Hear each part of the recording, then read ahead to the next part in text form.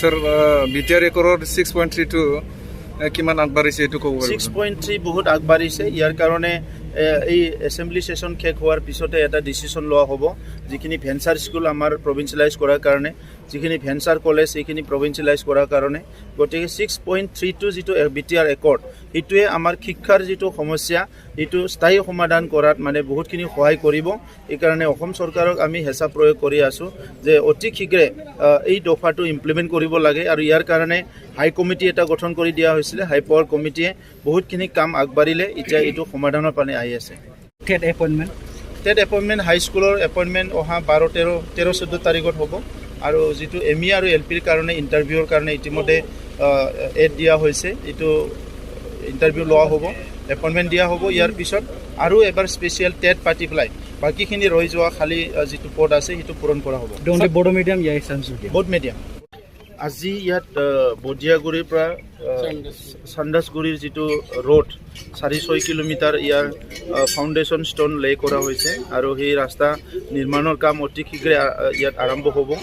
আৰু ইয়াৰ লগতে প্ৰায় 20 মিটাৰৰ এটা ব্ৰিজ আছে। এই ব্ৰিজটো এইটো স্কিমত নাই, সেই ব্ৰিজটো আমি অতি শীঘ্ৰে নিৰ্মাণৰ কাম আৰম্ভ কৰিম। বড়োলেণ্ডত এতিয়া শান্তি আহি গৈছে।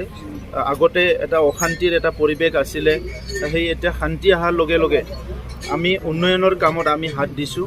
এতিয়া আমাৰ ৰাস্তা ঘাট স্কুল কলেজ চব নিৰ্মাণ কৰি বড়োলেণ্ডবাসীক যাতে ভাল এটা পৰিৱেশ দিব পাৰে ইয়াৰ কাৰণে আমি চেষ্টা কৰিছোঁ। আৰু এতিয়া অকল ৰাস্তা ঘাটেই নহয় বা দলং নিৰ্মাণ কৰাই নহয়, স্কুল বিল্ডিং নিৰ্মাণ কৰাই নহয়, মানুহৰ জীৱিকাটো কেনেকৈ ঠিক কৰিব পৰা যায়, আমাৰ খেতিয়কসকলৰ, নিবনুৱাসকলৰ, মহিলাসকলৰ সেই কথাক লৈ পেলাই আমি অধিক চিৰিয়াছলি মানে কাম কৰিবলৈ হাতত লৈছোঁ। আৰু এই আগষ্ট মাহৰ পৰাই আমাৰ বিভিন্ন আঁচনিবিলাক বিভিন্ন শ্ৰেণীৰ মানুহৰ কাৰণে ইতিমধ্যে আৰম্ভ হ'ব।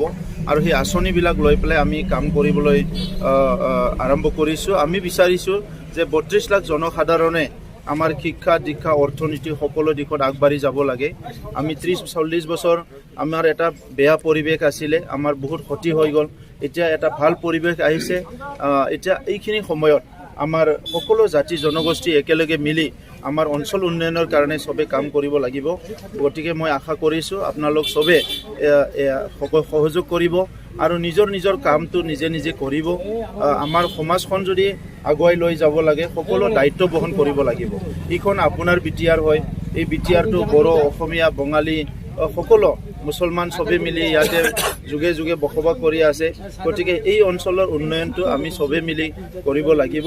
আৰু এতিয়া বিটিআৰ চৰকাৰখনে মানে কোকৰাঝাৰত বহি থাকিবৰ কাৰণে নহয়, গাঁৱে ভূঞে ঘূৰি আমাৰ স্কুল কলেজ ৰাস্তা যিবিলাক সমস্যা আছে আমাৰ জনগণৰ, কাৰোবাৰ কোনোবা মানে আধাৰ কাৰ্ড পোৱা নাই, কোনোবা জব কাৰ্ড পোৱা নাই, কোনোবা নেকি আপোনাৰ NFSA কাৰ্ড পোৱা নাই, এইবিলাক আমি চব ঠিক কৰি পেলাই সকলো যাতে এটা ভাল সুস্থিৰভাৱে আগুৱাই যাব পাৰে এই কামটো কৰিবলৈ ইতিমধ্যে আমি হাতত লৈছোঁ। কচুগাঁও উন্নয়ন খণ্ডৰ আণ্ডাৰত 4-5 বছৰত বিভিন্ন PMGY ঘৰ আজিলৈকে কমপ্লিট হোৱা নাই। এইবোৰৰ ক্ষেত্ৰত কি ব্যৱস্থা ল'ব না?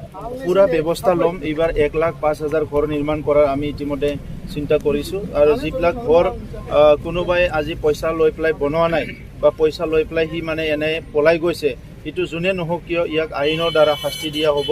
আৰু যিখিনি আমাৰ এতিয়া সময়ত আৰম্ভ হৈছে PMYৰ ঘৰটো এটা মডেলিটি আমি বনাইছোঁ। আৰু সেই মডেলিটিৰ আধাৰত প্ৰত্যেকটো ঘৰটো নিৰ্মাণ কৰি দিয়াৰ কাৰণে আমি ব্যৱস্থা কৰিম।